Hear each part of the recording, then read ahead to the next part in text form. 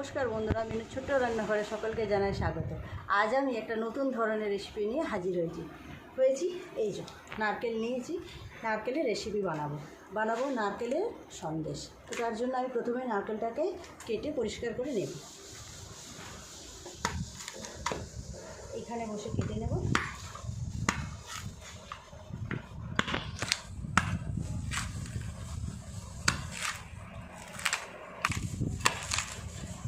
এই নারকেলটা কিন্তু আমাদের গাছের।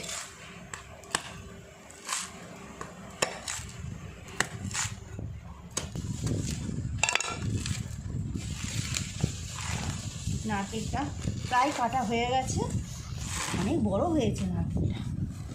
দেখুন কত বড় হয়েছে নারকেলটা। এটা আমাদের গাছেরই নারকেল। এবারে এই গাগুলোকে পরিষ্কার করে কেটে নেব। এই যে এইগুলো খোসাগুলো, এগুলোকে আমি ফেলবো না, এগুলোকে ছোটো ছোটো করে কেটে রেখে দেবো, ঠাকুর পুজোর কাজে লাগবে। তো আমি পরিষ্কার করে নিয়ে দেখা হচ্ছে। নারকেলটা আমি এইভাবে পরিষ্কার করে নিয়েছি সুন্দরভাবে। এবার নারকেলটা ভেঙে পুড়িয়ে নেব ভালো করে। নারকেলটা যা সুন্দর দেখতে লাগছে, কি বড়, অনেকগুলো সন্দেশ হয়ে যাবে। দেখেছেন কত বড়, খুব ভালো লাগছে দেখে। নারকেলটা আমি ভেঙে নিয়েছি, এবার কুড়িয়ে নেব।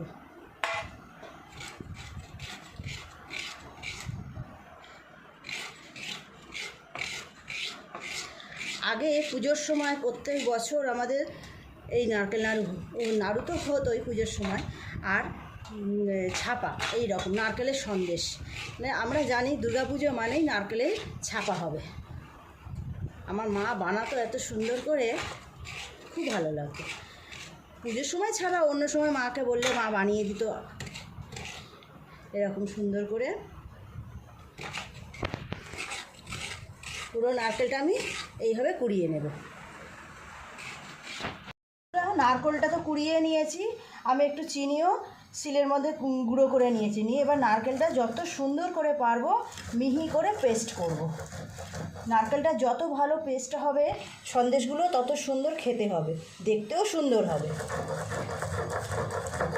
এইভাবে আস্তে আস্তে পুরো নারকেলটা আমি পেস্ট করে নেব।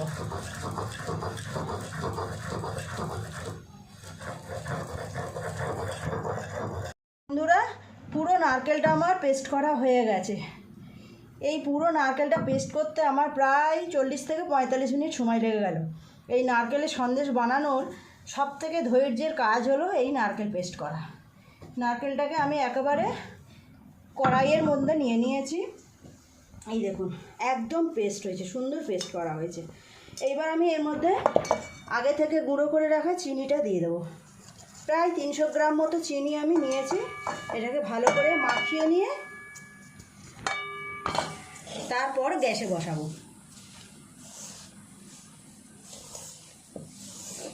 আর একটু ভালো করে মাখিয়ে নেব, নিয়ে গ্যাস জ্বেলে দেবো, দিয়ে সুন্দর করে পুরটা তৈরি করে নেব। বন্ধুরা, এইটা তো হাত দিয়ে ভালো করে মাখিয়ে নিলাম। এইবার গ্যাসটা জ্বাললাম, জেলে এবার আস্তে আস্তে সুন্দর করে পাক করে নেব। এই নারকেলের সন্দেশ বানানোর অনেক গল্প আছে, জানেন তো? ছোটোবেলায় তো প্রত্যেক বছর পুজোর সময় আমার মা এরকমভাবে নারকেলের সন্দেশ বানাতো। মা বানিয়ে খুব সুন্দর করে থালার মধ্যে সাজিয়ে গুছিয়ে রেখে দিয়ে বাইরে বেরিয়ে যেত, আর আমরা ঘরে ঢুকতাম আর একটা করে চুরি করে করে খেয়ে নিতাম। সামনে থেকে যদি একটা খেতাম, 2-3টে চুরি করে করে খেয়ে নিতাম। সেই খাওয়ার মজাই ছিল আলাদা। আজ নিজে করছি, অথচ দেখুন আমার মেয়ের কোনো আগ্রহ নেই এইসব জিনিস খাওয়া। ও একদম মিষ্টি জিনিস খেতে চায় না। খুব সুন্দর পেস্ট হয়েছে। এবার আমি এটা আস্তে আস্তে পাকটাকে করে নেব। এটা কিন্তু সমানে নাড়তে হবে, নাড়া বন্ধ দিলে হবে না, তাহলে কড়ার গায়ে লেগে যাবে। বন্ধুরা, পাকটা আমার প্রায় হয়ে এসেছে। আমি এর মধ্যে দিয়ে দেবো একটু গুঁড়ো দুধ। এই যে একটা ছোট প্যাকেট পুরোটাই দিয়ে দেবো। দুধটা দিলে কি হবে, আরও কালারটা একটু সাদা সাদা বেশি হবে, খেতেও টেস্ট হবে। দুধটা দিয়ে কিন্তু অনবরত নাড়তে হবে, নাহলে ডেলা পাকিয়ে যাবে। পাকটা আমার প্রায় হয়ে গেছে,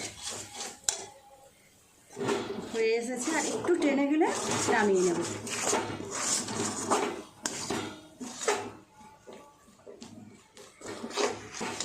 তো বন্ধুরা দেখুন, পাকটা আমার প্রায় হয়ে গেছে। এটা সারাক্ষণ এইভাবে নেড়ে নেড়ে নেড়ে নেড়ে শুকনো করে নিলাম। আমি গ্যাসটা সারাক্ষণ কমিয়ে রেখেছিলাম। এবার একটু এলাচের গুঁড়ো দিয়ে নামিয়ে নেব। দুটো এলাচ দানা আমি গুঁড়ো করে নিয়েছি একদম। ব্যাস, পাকটা আমার পুরোপুরি রেডি। আমি এই থালার মধ্যে ঢেলে নেব। গ্যাসটা অফ করে দিই।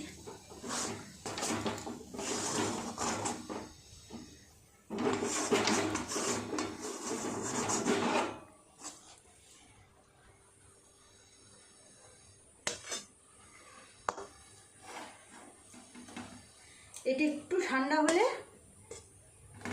ঠান্ডা হলে আমি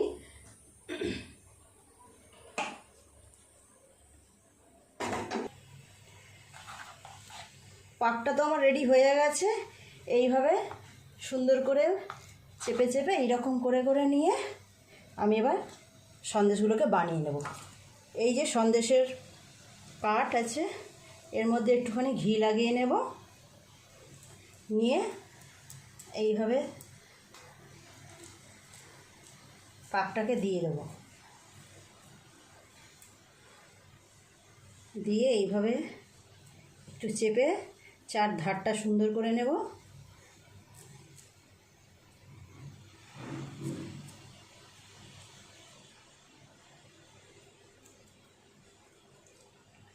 দেখুন, একটা তৈরি হয়ে গেল। এইভাবে একটা একটা করে সবগুলোকে তৈরি করে নেব।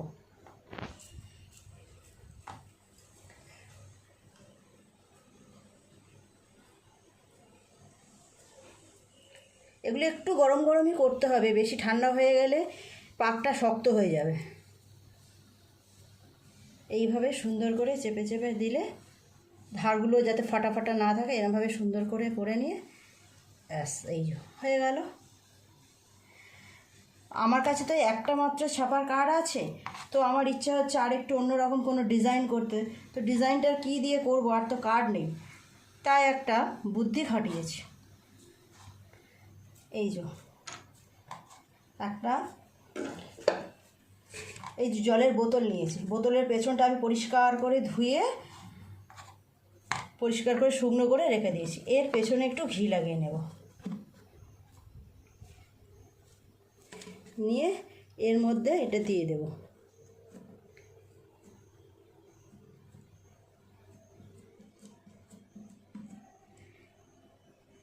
উঠে যাবে, এটা আর এক রকমের ডিজাইন তৈরি হয়ে গেল।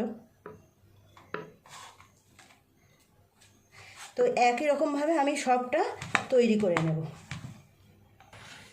দেখুন বন্ধুরা, আমার সন্দেশগুলো প্রায় তৈরি শেষ হয়ে এসছে। আরও দুটো তিনটে হবে। তো আপনারাও দেখলেন তো কীভাবে বানালাম। এইভাবে বানাবেন, বাড়িতে বানিয়ে সবাইকে খাওয়াবেন। বাড়িতে কোনো আত্মীয় স্বজন এলে কেনা মিষ্টির সাথে এই মিষ্টিও দেবেন, দেখবেন কেনা মিষ্টির থেকে এই মিষ্টিগুলোর কদর বেশি পাবে। কেনা মিষ্টি তো আমরা দোকানে গেলেই কিনতে পারি, কিন্তু এইগুলো অনেক ভালোবেসে কষ্ট করে করা, এগুলোর গুরুত্বই আলাদা। এগুলো দেখতেও যত সুন্দর হচ্ছে, খেতেও ততটাই সুন্দর হবে।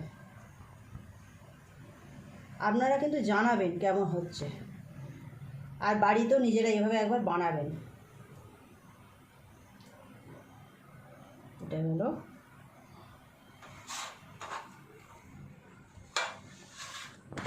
আর তিনটে মতো হবে।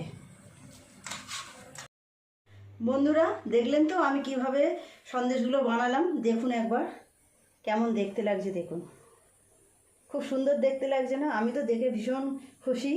আপনারাও এভাবে বাড়িতে বানাবেন, আর অবশ্যই আমাকে কমেন্ট করে জানাবেন আমার এই সন্দেশগুলো কেমন দেখতে হয়েছে। আর বাড়িতে আরও যারা লোকজন থাকবে, মানুষজন থাকবে, সবাইকে খাওয়াবেন, তারাও খুব খুশি হবে। তো প্লিজ প্লিজ প্লিজ বন্ধুরা, আপনাদের যদি আমার ভিডিওটা ভালো লেগে থাকে তাহলে একটা লাইক করে দেবেন, যদি ফেসবুক থেকে দেখে থাকেন তাহলে একটা ফলো করে দেবেন, আর ইউটিউব থেকে দেখলে অবশ্যই একটা সাবস্ক্রাইব করে দেবেন। তো দেখা হচ্ছে পরে কোনো নতুন ভিডিওর সাথে, ততক্ষণ ভালো থাকবেন, নমস্কার।